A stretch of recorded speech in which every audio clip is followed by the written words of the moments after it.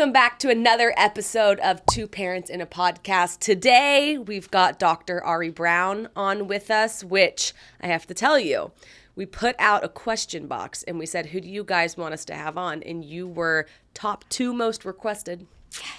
And cool. She lives here in Austin. Yay. Welcome to the show. Thank you so much. Thank you for being here. She is lovely. We all walk to the studio, so that's exciting. Now maybe we'll see you like around town. Sure. Which I would love. Let's do it. So you are a pediatrician currently practicing for how many years did you say? 30. 30. I know. I started when I was 5. You clearly had to start when you were in the womb. Yeah. She's a parenting expert, an author of the 411 series, which is where I think everybody has found you. One of our most requested guests, and I love this, if you've Googled something at 3 a.m., which I know all moms and dads have, especially if you're up like pumping or breastfeeding or worrying, most likely one of your answers has popped up, which I think is pretty cool. And we love her because she gives clear and concise advice. Yes, because who has time, right? Nobody has time, especially not parents. Exactly. So thank you so much for being here. Do you have a training on there? What?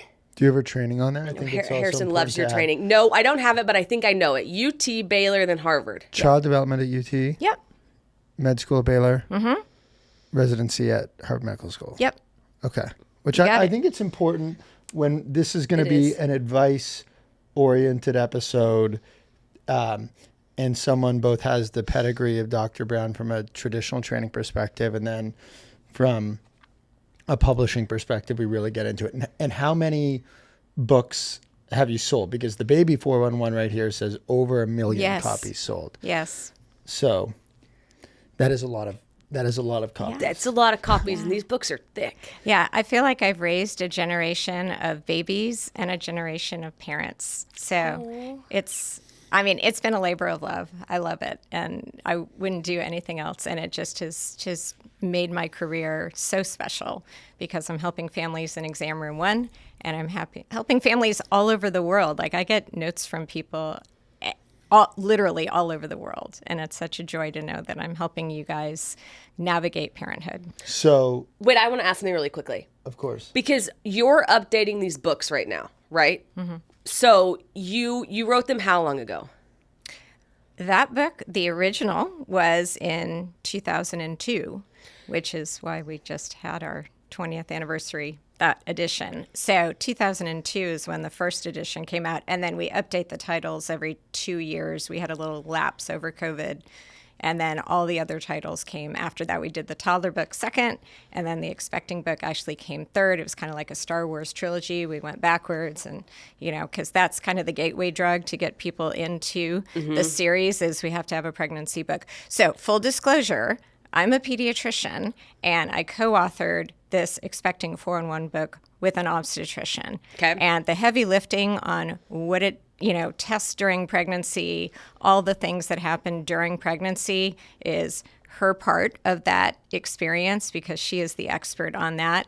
And I am the what happens to the baby, what you need to know about development during pregnancy, and then preparing for parenthood. So I will never pretend that I know anything about delivering a baby except for the 20 I delivered in med school, and that was a really long time ago. Wow, that's so cool. But I have updated content in my brain for the things that we talked about, and I do have a special interest because at some point I will become a grandmother, and so I do want to help my children kind of be up to date as well on what do we really need to know about pregnancy these days. Well, that's what I want to ask you though. From since you're updating it now. Yeah. And I don't know the order, but I guess 15 years ago you wrote Expecting. Mm-hmm. How much had changed? How far have we come? Oh my gosh.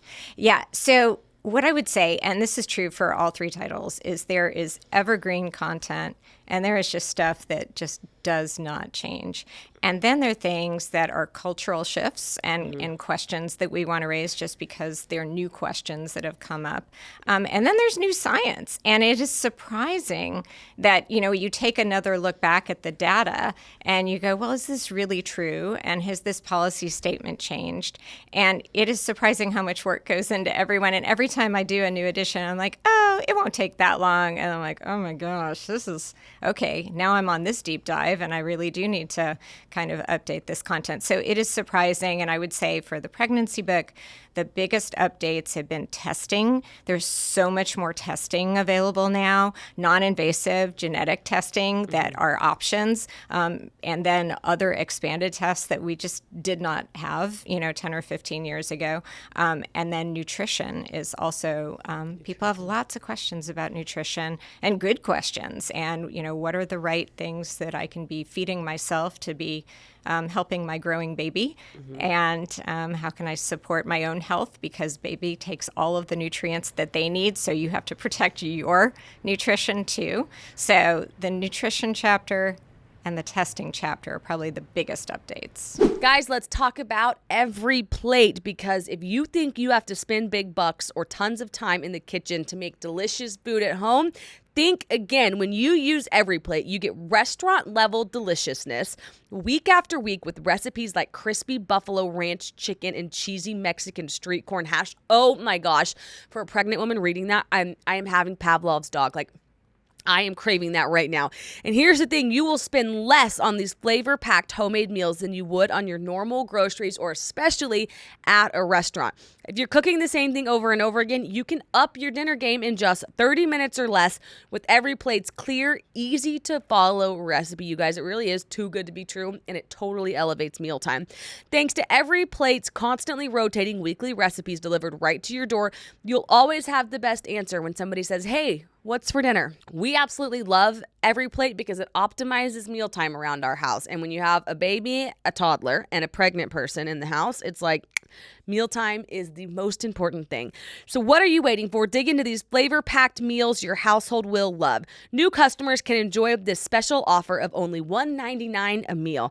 Go to everyplate.com/podcast and use code 2parents199 to get started. Applied as a discount on the first box, limited time only. Okay, I think that's a really good place to start, is with the nutrition, because it's top of mind for any pregnant woman. We're all really hungry. So what is the optimal nutrition to eat while you're pregnant? Yeah. So I think we've all kind of looked at carbs and fats and proteins, and do we need more protein? And you do need a little bit more protein during pregnancy, and it is also important to acknowledge that there are good fats, and particularly for your baby's brain development. And so you do want to get a really good source of DHA in there, so eat more salmon. And there is this, is fish safe and what's the risky fish? But salmon is a pretty safe fish, and it actually has great, omega, fatty acids in it. So that's one thing. The other thing that comes up frequently is, how much weight should I gain, which is always a touchy, subject, and how much more should I eat because I feel hungry all the time during certain stages of pregnancy, maybe not early stages. And believe it or not, it's really only like 400 calories more a day. You just have to make sure that those are, good, healthy calories, although let's face it, there are days where you only want to eat Doritos, and that's the only thing that's going to stay down. So that's what you're going to eat. But on days other than those bad feeling icky days, if you can try to kind of game it and provide healthy nutrients for yourself and your baby, maybe a little bit more protein, and then the good fats. What I read with pregnancy number 1, it's funny you say Doritos. Like, there were days where it had to be the large bag of Doritos, and that's all that would stay down. And it really did make me feel better if I ate it. So I would get like a little bit of relief.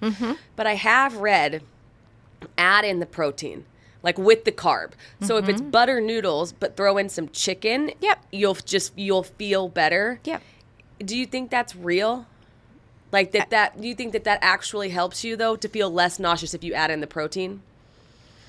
I think it's not a bad idea, and from a nutritional standpoint, the answer is absolutely yes. And by the way, I also say eggs are having a moment because choline actually is great for your baby's development. So maybe have an egg with your noodles. I have an egg about every hour. I have one with me. Okay, great. I have a hard-boiled egg at all times on me. So big egg fan, salmon fan. Okay, salmon. I mean, nothing sounds worse than salmon, but I'll try it. Okay. I'm like, the thought of choking down a salmon, I'm like, okay, there are other any ways. salmon alternatives? She's like, no. I mean, there are, and also I will say that, certain nuts can have some omega-3, there are some things that can really be helpful to provide protein and provide good fats. But I think that, one of the things that we've always been cautious about is, the mercury content in fish. And I think that's made pregnant people fearful. Yes. But there are pretty safe fish that there are ones you want to stay away from, and there's a whole table. We've got it in the book, and you can get it online. Whole table of which are the ones you definitely want to steer clear of. But salmon is on the pretty safe list and has a lot of things that can offer important nutrition for you and the baby. This is in the lightning round, but I'll ask it now because it's like so obvious. But high mercury fish you avoid, right? Correct. But so, okay, can you have? I always see these people post eating sushi in the delivery room. Like, I haven't had sushi in 9 months. You can eat sushi, just don't eat like gas station sushi, right? Well, okay, so these are two separate issues. Okay, there's the fish issue, and then there's the raw fish issue. And so you do want to be really mindful, because when you are pregnant, you are functionally immune compromised. And so if you were to get food poisoning, it could be real bad. So that's the thing, and that's why sushi, I know cooked sushi sounds like an oxymoron, but there are cooked sushi options, and so that's probably a better choice for you than having the raw sushi. And then if you're going to have, and again, you're going to make that decision personally. This is your personal decision. But if you are going to offer raw sushi, I would say maybe steer clear of the tuna, because the tuna is the one that's going to have the higher mercury content. Okay, so you are of the camp to avoid sushi, if possible. I am. Okay, because I feel like the sushi. tide has been turning on that, which it is, I think, and especially in the context of what you're talking about, of like what updated learnings we have and how we're changing, how we're thinking about nutrition. It feels like that's one that the perception is changing. So it's good to hear the other side still standing firm. I think the statistic that I saw was, when you look at food poisoning by protein group, so comparing, I think mainly, and we'll need to fact check this if we can do that right now, please. Food poisoning in chicken versus steak versus sushi, I thought that they were generally similar. But I guess not. I think if you cook these things properly, I think your risk of food poisoning goes down.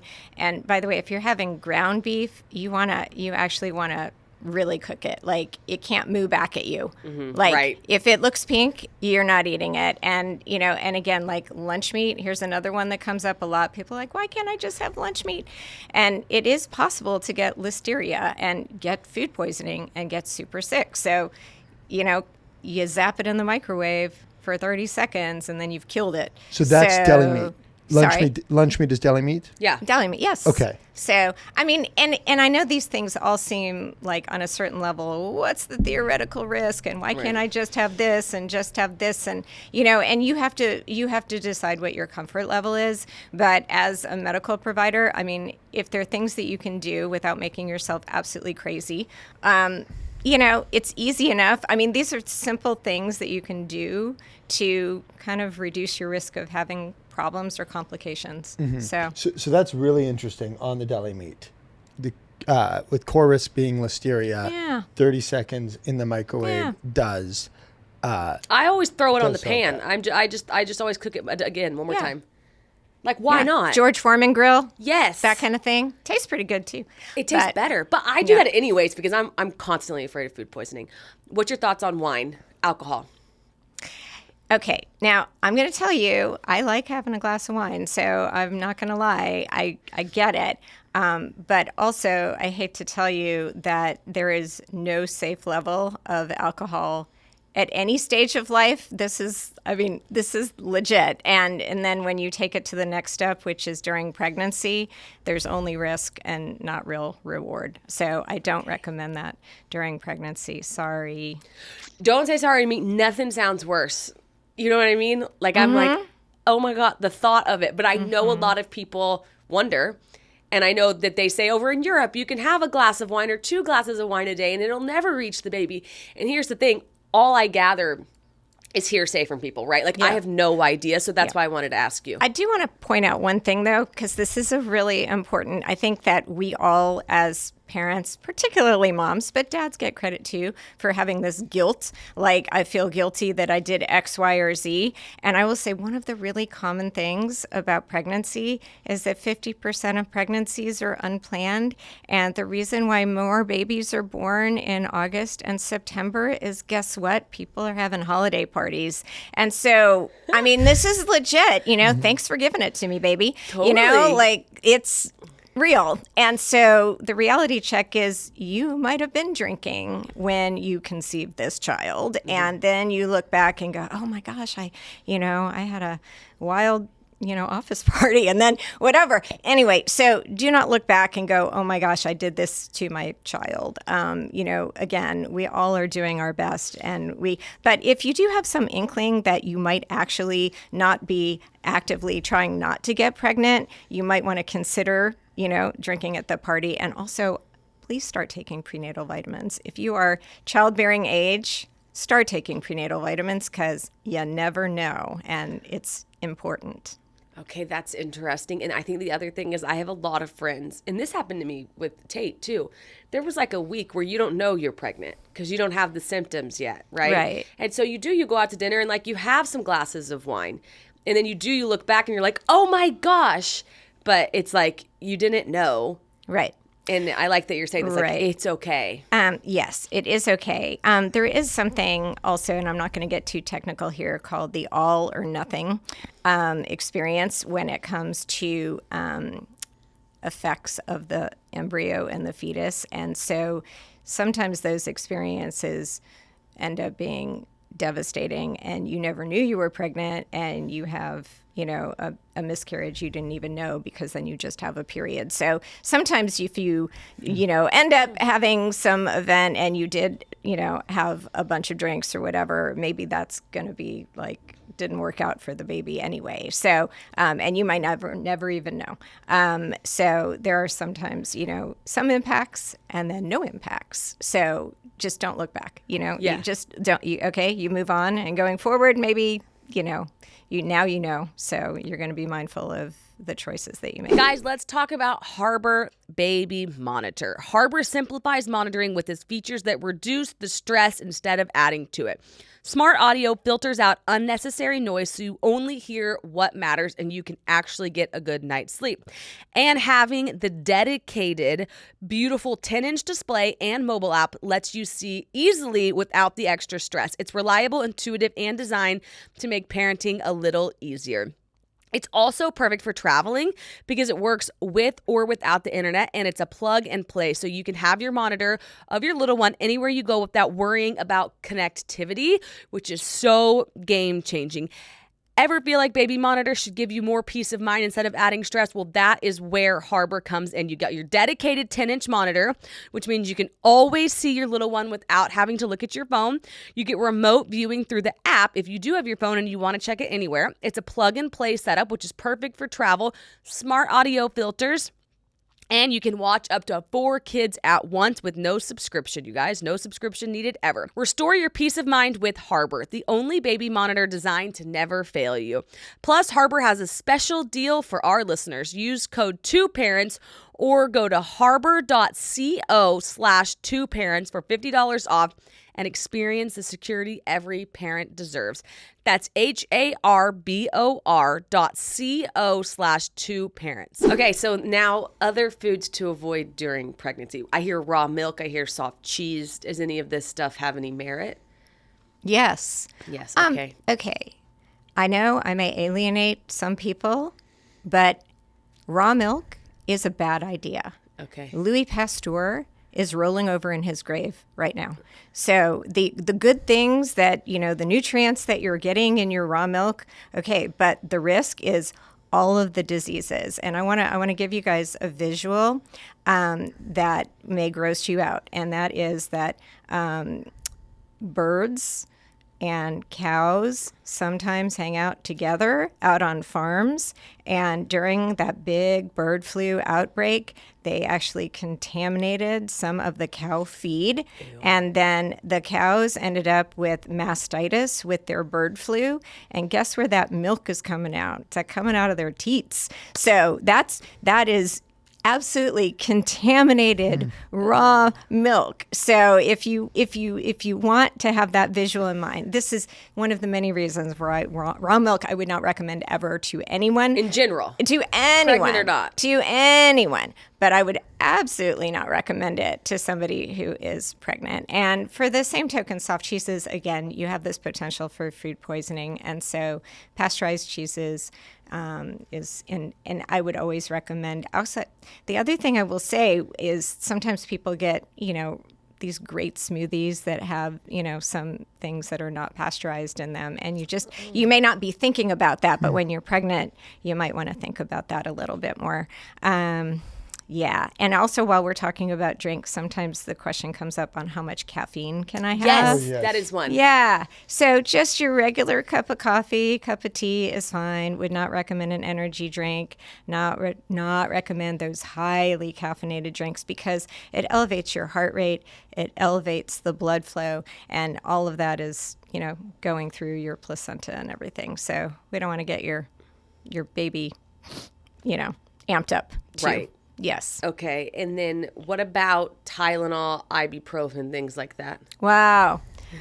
So timely. Yeah. Okay. So thought you might know. I've been so busy the past couple of weeks. Let me tell you, it's been an interesting journey on this conversation. But ibuprofen is not recommended, and the reason why it's not recommended is it can actually impact your platelet function, and so we don't want you to be taking ibuprofen. The Tylenol issue is an interesting one, and I'm going to say that the ACOG guidelines, which is the American College of Obstetricians and Gynecologists, have always recommended, and I'm going to use the correct word, acetaminophen, and I know how to pronounce it, acetaminophen. That product you want to use if you have a significant issue for pain or fever. It's not meant to be used lightly. It's meant to be used judiciously, and you want to use it at the lowest dose possible. But of all of the pain medications, it is considered the safest. You always want to talk to your doctor if you're having a problem, but there are situations where you may need that medication. The interesting point that I want to make that I think doesn't get, you hear a soundbite or you just see a quick reel or whatever, but I think the important point that people need to realize is that fever during pregnancy is potentially a problem and can impact the fetus. And so a lot of times people have fever because they have an infection, and so the infection can actually cause different developmental outcomes depending on the stage of pregnancy that you're at. So the infection as well as the fever, because you don't want to cook the baby. And so that's why we don't recommend hot tubs at high temperatures. So we don't want to have fever in pregnancy. We don't want to have infections in pregnancy if we can avoid it. And again, these things are sometimes unavoidable. But interestingly, that's when you're giving the Tylenol. So this is not a causal situation. So if you're looking at, is there an increased risk of, whatever you're looking at, if you're looking at autism or other neurodevelopmental outcomes, it may be the situation that happened in pregnancy that led to it. And then all people are talking about is the medication, but there is not a causal relationship. Okay. That's very interesting. Yeah. So let me make sure that I'm digesting what you're saying the right way, because it feels very interesting that it doesn't feel like we're actually getting a black and white answer here. It is, hey, during pregnancy, you want to be avoiding painkillers if possible. Of course. If you do need to take one because, you are going through XYZ. Or have a fever, then Tylenol is safest. But the way you think about Tylenol as someone pregnant versus someone not pregnant should be very different. Correct. Okay. Which like that to me is and I think just given the polarization of social media, like that's just not, I think, a lot of what we're seeing online, which is you're seeing either one end of the spectrum, which is, avoid this thing at all costs. It's linked to autism. What are you doing? Versus the other end of the spectrum where you're seeing videos of people taking Tylenol to kind of try and prove the other side wrong. And so I think that's a very helpful and timely response. What do you say to people when how do you recommend pregnancy when you have a young baby, like parenthood in general? How do you tell people to best separate real medical advice versus like internet noise? Because we see a bunch of just 30-second reels, which is Tylenol causes autism, and people are like, I took it while I was pregnant, and it freaks them out and it scares them, but they don't have 24-hour access to a pediatrician. So how do people delineate between the two? But you do have 24 hours. So here's the thing is, who's in your algorithm? So literally, I just came back from the American Academy of Pediatrics national meeting, and they have a new, and I'm very involved with the AAP, and I'm a spokesperson, and they have a new campaign of, here are pediatricians you can trust. And we have a whole list, and we have a QR code. And if you go to healthychildren.org, it says, here's the whole group of people you can trust for evidence-based, real talk information. And so I think, no matter what you're doing online, whether it's about health or, I don't know, how to fix your car or whatever, like where's the source, right? Like that should be the very first question that you ask yourself is, who is this source and why should I trust them, right? So, but yes, at least from, pediatric guidance, I am in a cadre of people who have used our voices to try to help families navigate the difficulties and real challenges of sorting out fact-based information. And it's getting harder every day. Getting harder. Where do we find the list? Because I want it, and I know the listeners are going to want it. So go to healthychildren.org. Okay. And it'll say, trusted pediatricians, whatever. And you can have the entire list of people to follow. And of course, I'm going to tell you should follow me. And plug yourself. And maybe we put that in the show notes. That would be great. Okay. Because I think it's so important. And it was a large part of the excitement of us having you on is your reputation as a trusted source. Thank you. Your the pedigree of training that you do have, which is why we love getting into the meat and bones of all this. I have a question to potentially ask on your behalf. Okay.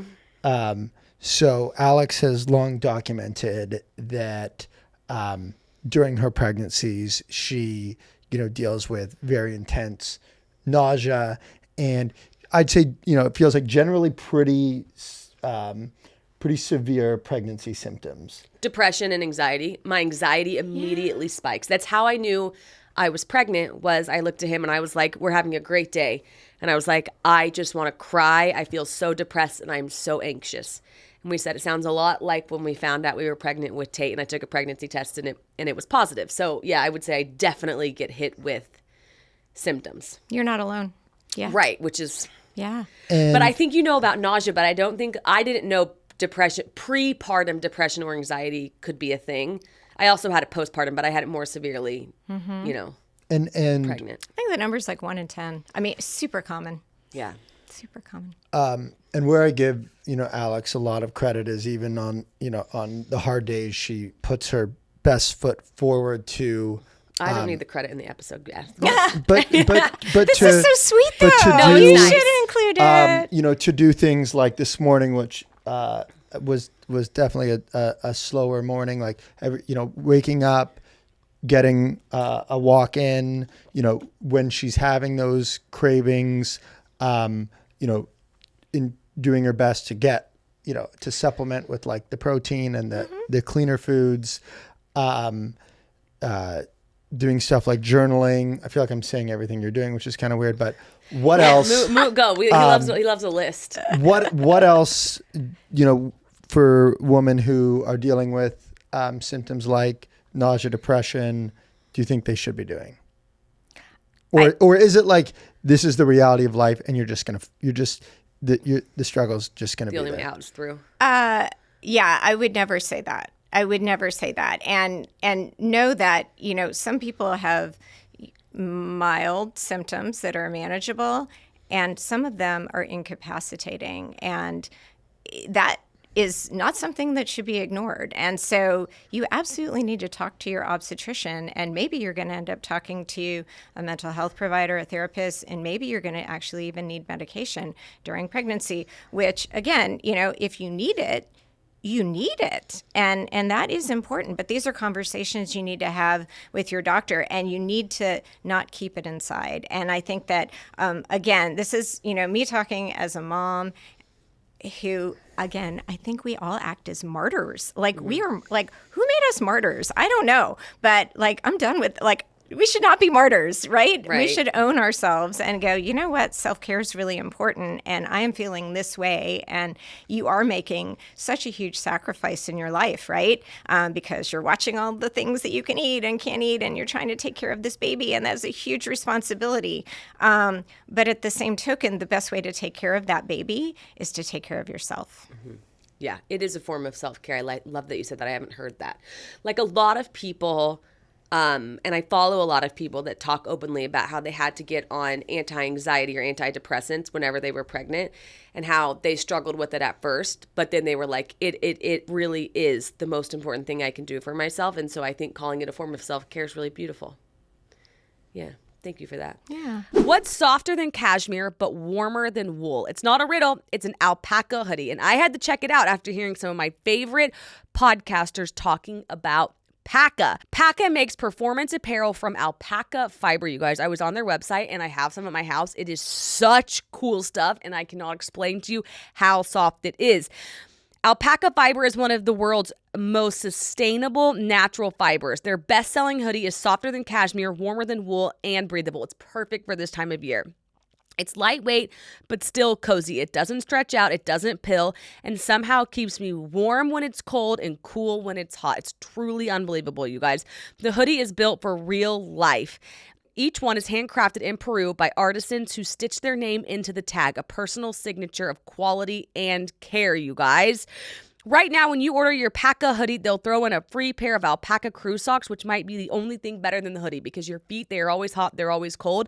And so to have these natural fibers on them is the best thing ever. Plus, it is so cozy. To grab your Paca hoodie and a free pair of alpaca crew socks, head to go.pacaapparel.com/2parents and use my code 2parents. That's go.pacaapparel.com/2parents and enter code 2parents. Okay, so now let's take it. I've got one more question that's going to bridge us into when the baby's actually here. So what decisions during pregnancy actually affect your baby when they do come into the world? Versus not. So I think that it's a lot about lifestyle. And it turns out that before even becoming pregnant, lifestyle choices, if you can plan ahead, it's always good to be kind of optimized, kind of getting ready for the race. So that's the first suggestion. And then when you are in the race, taking care of your body as best you can, which again, sometimes means sacrificing, some, skincare treatments or hair treatments that you're like, oh, is it really bad to do this or this? And you kind of look at the risk benefit, to maybe some vices that people have that maybe, it would probably be better not to be having those vices anyway, but particularly during pregnancy because it may impact the baby. Nutrition, exercise, all of those things, because, the more you take care of yourself, the more that you can raise a healthy, growing baby inside of you. I can't give you a list of X causes Y and all of those things, but I think in general, that's the message.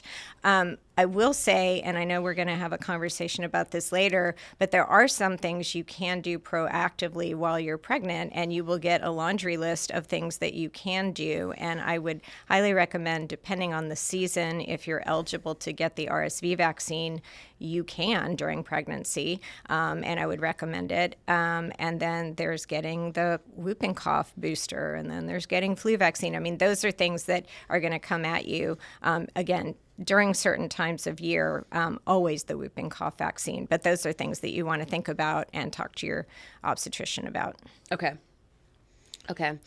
I have a question. When you first have the baby, you're in the hospital and they offer 3 things. Vitamin K or D? Okay. Vitamin K. Hep B. Hep B. Yep. And there's a third. Eye ointment. Eye ointment. Do you recommend giving the baby all 3 of those? Yes. Okay. That was an astounding yes. Okay. Good to know. No hesitation. And No why hesitation. Hep B? Because Hep B is the one that I feel like I know. we were told don't do that. Yeah, and we can also talk about vitamin K, and we can talk about eye ointment. Which one you want to tackle, the Hep B one first, and then we can circle back to those other 2, because I think people do need clarity and they want to understand the why, right? Yeah, it's scary. You're in there and they offer, and you're like, here's the why. Okay. So there are 3 ways that hepatitis B virus is transmitted: through blood, through bodily fluids, and through birth. Okay? So that is one of the top 3 ways. And if you have good prenatal care, and we can look at worldwide countries, and I'm not judging the U.S. versus other countries, but other countries do have better prenatal care, not meaning that we don't offer it, but that people don't access it. So you probably are going to have this ideal, perfect, prenatal care, because the minute you turn pregnant, you're going to run off and get your OB appointment. That's not true of everybody who delivers the baby. I wish that was true of everybody. But in your first trimester, you are going to get tested to see if you have hepatitis B or not. And if you don't, hopefully you're going to continue through your pregnancy and still not have it. But hepatitis B is known as the silent epidemic. And the reason why it's known as the silent epidemic is that you can acquire hepatitis B. You don't have to be a high-risk person. It's not from having sex all the time or being an IV drug abuser or being a healthcare provider. There are other things. My mother-in-law got hepatitis B from having podiatry surgery, hate to tell you. Wow. So, yes. So it happens. It can happen incidentally. Blood, bodily fluid, and that doesn't mean it's sexually transmitted. It could be on a toothbrush. It spreads. It can be blood on the playground. There are ways, and again, I don't like to gross people out, but there are other ways to acquire it. So that said, you can get tested for hepatitis B in the first trimester if you have great prenatal care, which is awesome. You can get tested at delivery again, but the problem is there is a certain subset of people who don't know that they got hepatitis B during pregnancy. The test is falsely negative, and then you have potentially given the baby hepatitis B at delivery just from being born, and that kid has a 90% risk of having chronic hepatitis lifetime. So that's the reason why. And then you can say, well, if we have good prenatal care and we can test, can we custom tailor, our experience? And there is an argument to be made for that. But when you universally recommend it, you universally protect all babies. And so that's why that recommendation is there. And it's not just a U.S. recommendation. It's actually the World Health Organization that recommends it. So I think we kind of live in a bubble in the U.S. and we think, well, why do we do this? And why do other countries do whatever? The other countries who don't have universal hepatitis B recommendations at birth are the countries who have universal health care. And so that means that everybody gets prenatal care. So, I think it's, some of it is just we want to protect everybody. And so that's the argument to be made for the birth dose.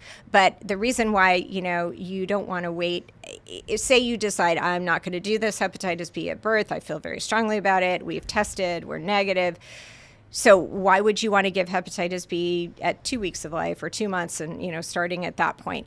The reason why is that there is an exposure maybe not to you, maybe to a family member who doesn't know they have it. Again, you don't always know you have hepatitis B in the early time frame. So that's why we recommend it, and that's why we want to protect all kids. Or blood on the playground. Yeah, I mean, you never know. Like, kids get bloody noses, child care providers. Like I can come with a laundry list of theoretical ways that your child could get it. And since this came out in 1991, that's how long we've had this recommendation. This is not new. It's not new, people. 1991, we have essentially eliminated hepatitis B in kids in that age group. So we've not really seen hepatitis B in young children and adults since we have started. So it's actually a generation where we've removed a really bad disease, which, by the way, causes liver cancer, too. So this is a cancer vaccine. Wow. And I think it's a pretty natural transition into continuing the discussion on vaccines.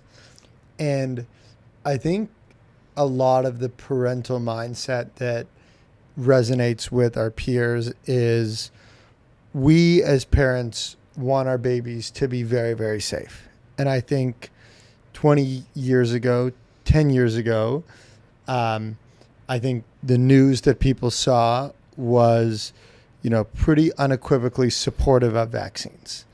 And I think now that there's just a lot of confusion because we're seeing a lot more people come out and address their concerns around vaccines. And our personal view on this has been like, Tate has all her vaccines. This isn't our battle to fight. Yeah. Because this isn't our training. Yeah. And so it's very hard for us to go against. No, but we're curious about it. And when you get online and you scroll and you're a new parent, you see a bunch of fear mongering, a bunch of misinformation on vaccines, and you don't know where to go. And it's not just, I don't want to just keep this in social. It's not just social media. No, right? it's not. You're now getting news, several news publications that are sorry. Let's ask. Okay. So what's the deal with vaccines? what's the long and the short of vaccines from two very confused parents who see a lot of information? No, I love, and I've listened to some of your stuff, and I think you guys are absolutely rational and seeking answers, and I really appreciate that, because I think as a parent, you just want to do the right thing for your kid, and you want to protect them. And circling back to this guilt, like, well, what if I do this and then this happens? And so the way I always try to frame these conversations is, well, what if you don't put your kid in the car seat and then you're in a car accident? So the if, when it comes to vaccines, is these diseases are horrible. And what I can't, I can provide imaging for you guys that you guys don't, the things that you don't see. But as somebody in pediatrics for 30 years, I've seen some stuff. Yeah. Real bad stuff. And these are vaccine preventable diseases. And so, I watched a kid die of chicken pox. I have been working in the ICU with kids who have whooping cough. It is the scariest, most heartbreaking thing. And then when I look back at, well, we don't want our kids to have these diseases. That's the part that I think parents don't really appreciate it, and that's because vaccines do their job. Mm-hmm. And so it's like that waiter that, shows up and they're wearing the black and they take your plate away and like suddenly you're, it's like they just do their job and you don't see it. They're just invisible. And vaccines work that same way. Like they have quietly done their job. And so when parents ask me, and again, I've been doing this a really long time, well, why do we have so many of these diseases? So in my career, I've watched 3 different forms of bacterial meningitis be vaccine preventable. So we have had Hib meningitis vaccine that came out in the 80s, which I was in medical school in the 80s. We had Prevnar, which is strep meningitis, come out in the 90s. And then we have a preteen meningitis for Neisseria meningococcal. And so when parents are like, well, I want to do this one or I want to do this, I'm like, which form of meningitis do you want your kid to have? Like literally we're protecting you against, we used to do spinal taps all the time when kids would come in with fever fevers, and I do have to, I'll share this with you guys, is when I was in my training, it was routine when we had a young child come into the ER with a fever of 104 and it wasn't obvious where the source of the fever was coming. We would do spinal taps because we would be worried that these babies would have meningitis. I haven't done a spinal tap in decades. Mm-hmm. And that is not standard of care in the ER. And so if we see these vaccine rates go down, these diseases will come back. And so I don't want to kind of scare people, because this is not, I don't want to use scare tactics for, fear mongering. But the reality is the next generation of pediatricians had better start learning how to do spinal taps again. Because when your kid, who maybe even is vaccinated, has a fever, because we're going to see it in the community, that's going to be standard of care again, is everyone's going to get a spinal tap to make sure they don't have meningitis. So the diseases are real. You don't see them because of vaccines. And when you're trying to protect your kids as parents, I can't emphasize enough that this is such an important and safe and effective way to do it. And the studies have been done, but you do hear a lot of sound bites that sound really scary. And so... really well said. Thanks. Very well said. But to kind of think about, all right, well, what would the other side say back to that? And I think the question would be, okay, so phenomenal that rates of disease where vaccines are administered have gone down, but what about the effects of those vaccines and creating new types of problems? And the one that I feel like always comes up and came up earlier today is autism. And so now we have autism rates that are at all-time highs. And so and I think I maybe you'd agree, maybe you disagree. It does feel like the state of health in the US is in the worst place it's largely ever been. And so what do you think is driving that? What do you think vaccines' roles in that is, if anything? Yeah. So, we were talking earlier about Tylenol, and we were talking about causality. Yeah. And I think that's the key word here too, is, things have changed in the past 20 years. More people are drinking bottled water. More people have access to a Whole Foods grocery store. Does Whole Foods cause autism?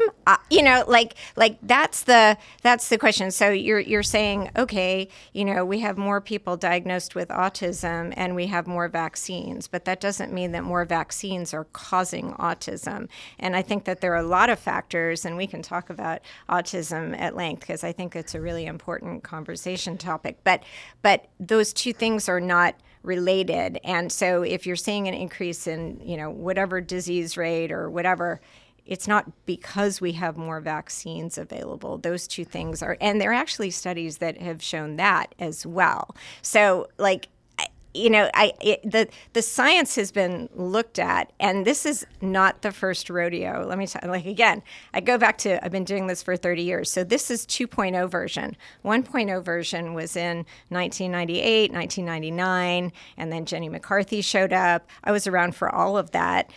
Super fun, let me tell you. But that was 1.0 version of I'm worried about this. And when those questions were raised, which you should ask questions. I mean, that's what science is we are continually asking questions. Totally. And why I have to update my books every 2 years, always ask questions. So important. So those questions were raised.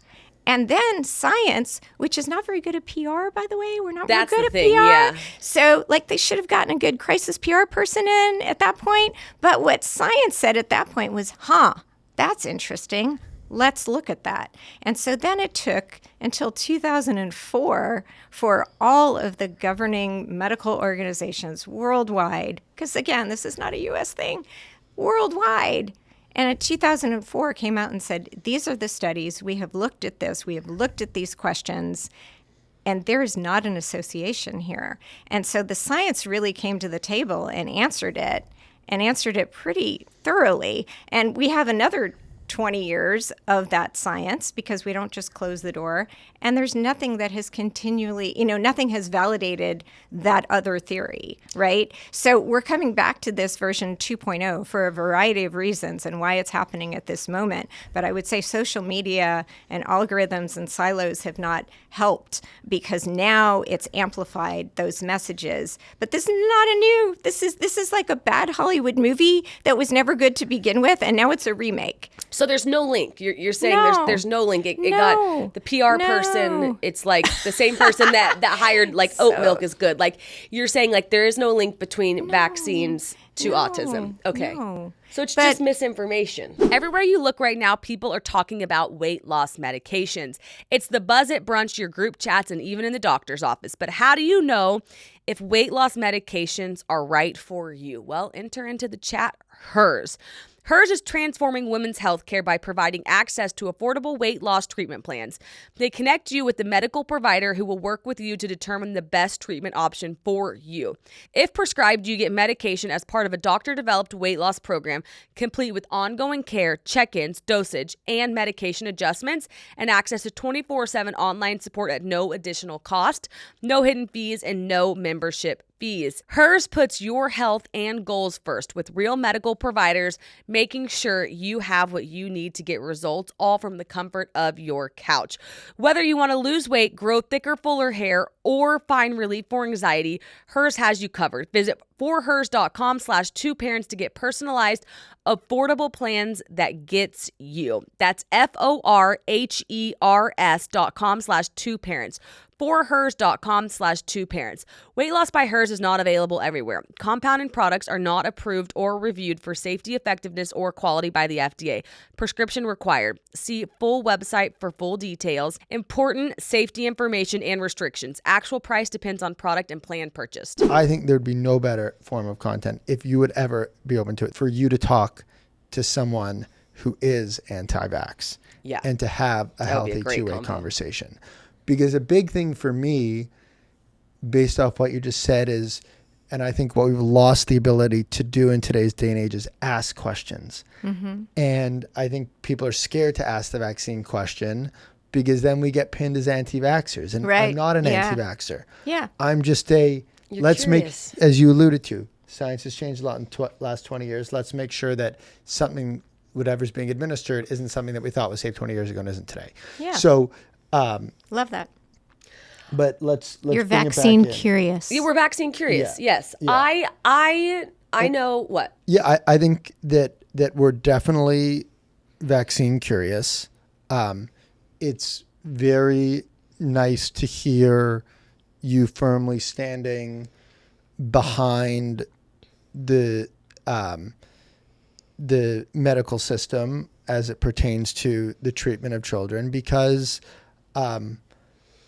you hear a lot of people on one end sharing a different side of the story, and it's scary. It's scary, and we need the people with your pedigree who understand the science, which we don't, to make sure that the reason why we're here is being shared. Can I jump in and say one thing about that? Is that it's very hard to know the numbers when you're looking at your social media feeds or having conversations at dinner parties with friends.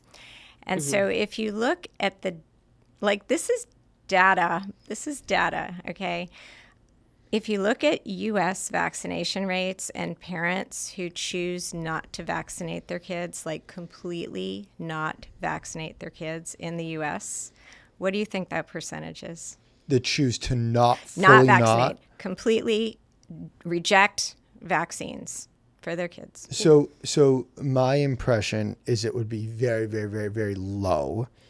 The only reason why that would not be would because of the same subset of people that don't have access to the good, like the point well taken. The pregnancy care. So if you're going to say, what's your percent? Under 1%. How much? Under 1%. Under 1%. Oh. 1.2%. Ding, ding, ding. You win. 1.2%. So all of this chatter all of this chatter about I'm not vaccinated, blah, blah, blah, blah, blah, those are very loud voices, but the actual numbers are really small. And yeah. What are we seeing in that 1.2% of children and how that compares they typically reject kind of traditional health care. Yeah. I mean, there is a demographic, and those people just completely reject traditional health care. Yeah. And vaccines are part of that. So, the numbers are concerning, but the numbers are concerning because we know that as vaccination rates fall, so say, 95% of our kindergartners are getting the measles vaccine and it drops to 92.5%, which is still a really high number. The reason why we start, sending out the red flags is like, hey, you actually need to have protection in the entire community to protect your child from this disease from penetrating. So if you look at, here we are in Texas and we look at the measles outbreak that happened, it was in a very under-vaccinated community. So that's why public health rises to sound the alarm is like, hey, we're at 92.5% of, kindergartners. That puts us at risk. So it turns out that, part of this choice that people make, part of it is choosing to vaccinate your own kid, but you also want to make sure your neighbor does it. Right. Because our communities rely on each other. Okay, that's really important because we have a lot of dinner table conversations with people in our community. So that's why it's important. But that's why this conversation is important. Right. Why do you think the health situation in the U.S., particularly with children, is as bad as it is if it isn't vaccines? So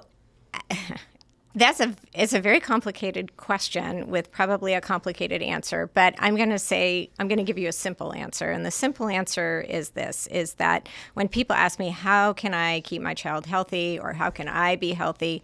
It turns out it's pretty low-hanging fruit. It's eating well, it's exercise, and it's sleep. Those are three really important things. And when you take that for a child, the what you're eating turns out to be really, really important. And I think that we have foods. I mean, I think we're busy and we end up buying things that are packaged instead of prepared in the home. I think if you can prepare more food in the home, I know it takes a lot of work and time.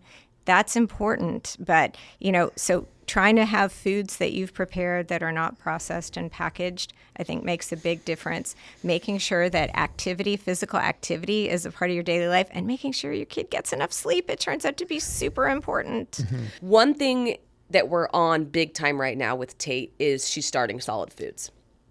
And what we stepped back and realized was like Cheetos are directly associated with kids. Like you think kid food, right? You think like little pizzas and you think Cheetos and you think like chicken nuggets and like that's what kids eat. But when I eat that, I feel like crap. And so we thought, and I have to give the credit to you because I don't know that I would have really thought about her diet. And we think about her diet ad nauseum now. Because when I eat chicken tenders and Cheetos and pizza, I feel horrible and I have brain fog. And so what we've really done with her is she almost eats paleo, for lack of a better term, and we cook it all at home. And if we don't, we read the label and we like the Serenity Foods because we think it's pretty clean. But that's maybe 1% of her diet at this point. Yeah, 99% of her diet we cook at home and she eats what we eat, and we really were focused on it. But I want to ask you, how important is the diet and what is the best thing you can do for your kid when they're starting to eat solid foods? So I'm making an assumption that you eat good food.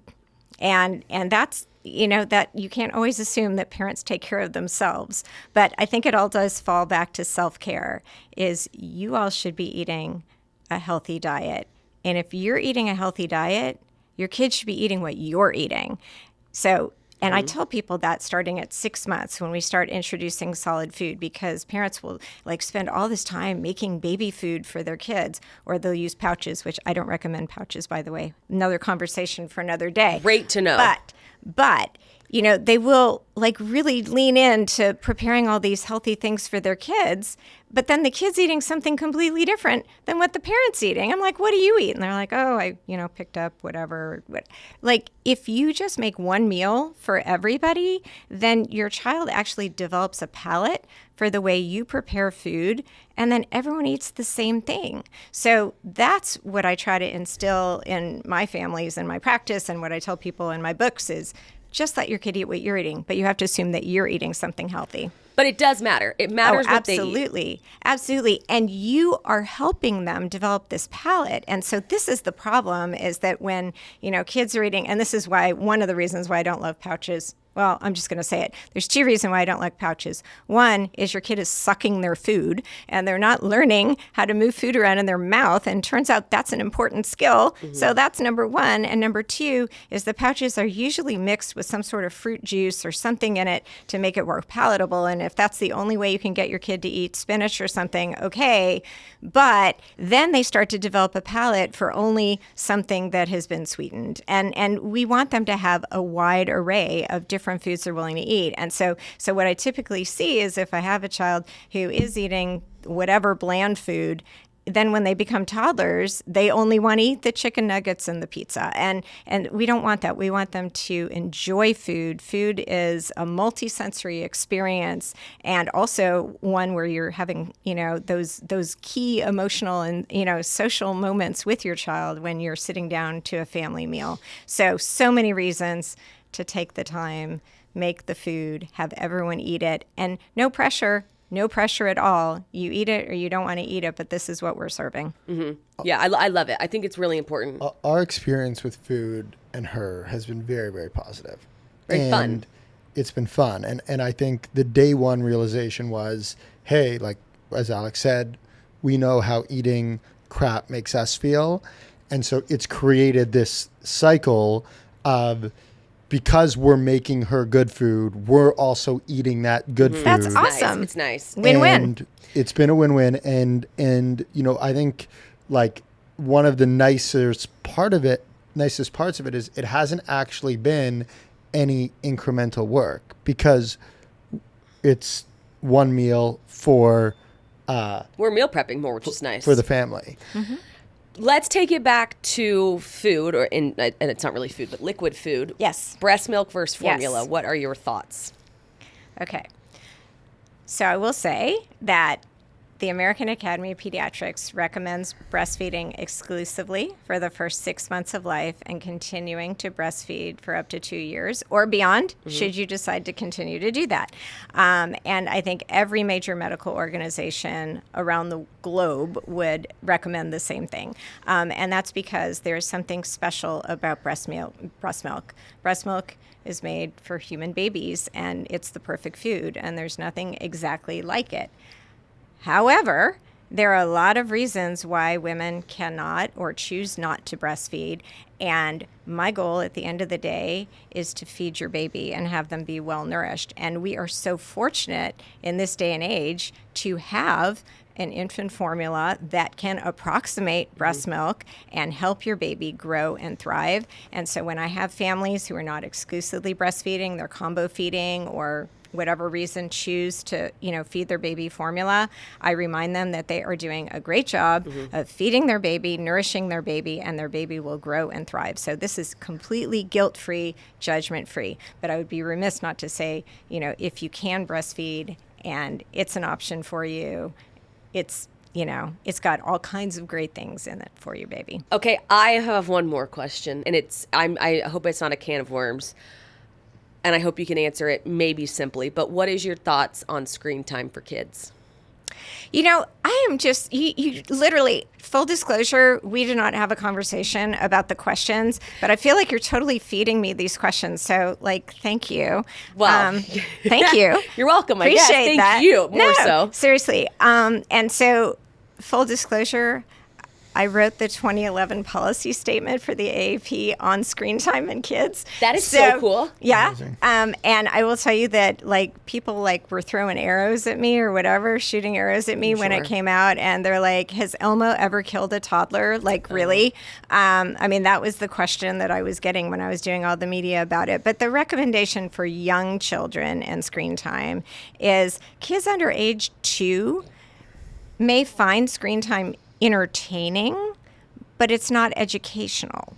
And so be very mindful that you're not, doing your baby or your young child a favor by, even if it's a developmentally appropriate show, because it gets lost in translation. Okay. And so that's the point. And so as your child starts to get a little older and you do want to start some screen time, I highly recommend co-viewing, because what co-viewing means is you're actually sitting down with your child, because when you're watching a program together, then A, it's a social experience, but B, you can talk about it. Mm-hmm. And then it really does become an educational experience. So while most parents would love to just turn on, a short form video so they can like get dinner made or take a shower, and believe me, I totally get that. Don't feel guilty about it.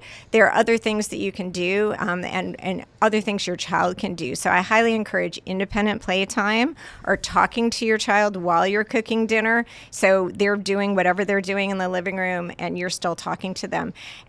And I do have to say one more thing, because I love the things that you do on TikTok with your daughter. And it turns out that talk time is so important, and parents don't realize the value of it. And so when the screen is on, when it's your screen time and it's background TV or whatever, talk time goes down by 85%. And so that's what parents need. So it's not just screen time for your kid, but it's your own screen time. Watch it later when your kid is awake. Just talk to them. This is what I'm doing over here. Let's pick out this outfit. The stuff that you do is so valuable. And I'm not even sure that you're doing that, but you are setting such a great example for other parents. Well, thank you for saying that, because I have learned how valuable it is now, right? And I have learned that there are massive benefits to it. And I do hope it helps other parents say, okay, I never thought about just sitting here and talking, but narrating, if we're at the grocery store, narrating making dinner to her has now become a practice for us. I didn't know what I was doing, but thank you for saying that. Yes. So, and limit screen time. It is Pandora's box. Once you open it, can't close it. It feels like it. It feels like it. Yeah, we're definitely aligned on the screen time. She's not. But it's easier said than done, and you don't know. Like, isn't it crazy? Like, if we hadn't have researched it, we would have just been like, of course. Yeah. Watch a cartoon. You know what? My one final question is in your 30 years, you've seen a lot. You've written. What do you call it? You wrote what? The 2011. What on screen time? Policy statement. Policy. You've written policy. You're just like you are so in the know. So my last question is: there's a lot of parents listening. I think they're future parents and they're current parents. What is the one thing you want to say to leave the parents with? What's your one lasting thing we didn't cover? Parenting is the hardest job and thankless job. Thankless. But it is the hardest job you will ever have, but it's also the most rewarding. So take time to cherish those moments, because when you are in the trenches, especially if you guys have a toddler, when you are in the trenches, sometimes you feel like you are having an epic fail. And if you look at the long game, it is the most rewarding thing you will ever have in your life. That's really sweet. Yesterday there was like a bunch of noise happening at our house with babies, and I sat there and I thought about this video I had seen of a mom whose all her kids had left for college. She said, I would give anything for this house to be loud again, and I thought we should really enjoy these moments. Mm-hmm. Yes. Thank you for saying absolutely. That. You can't have too many reminders. Mm-hmm. Okay, so on behalf of parents, thank you, because you make it welcoming, and easy is not the right word, but you make parenting approachable. And thank you for this episode, because I think people are going to gain so much from it. Thank you so much. And we really appreciate you being here, and thank you for the data-driven points for explaining vaccines to us, for explaining breast milk, diet, all of that. I really, really, really appreciate it. This is very valuable. Thanks so much for having me. Thank you for being here. Thanks for listening to another episode of Two Parents in a Podcast powered by Just Media House. If you enjoyed the show, don't forget to like, subscribe, comment, rate, and review. Stay connected on Instagram, TikTok, YouTube, and Facebook at Two Parents in a Pod. Welcome to our home. Sorry it's so messy. New episodes Mondays and Thursdays.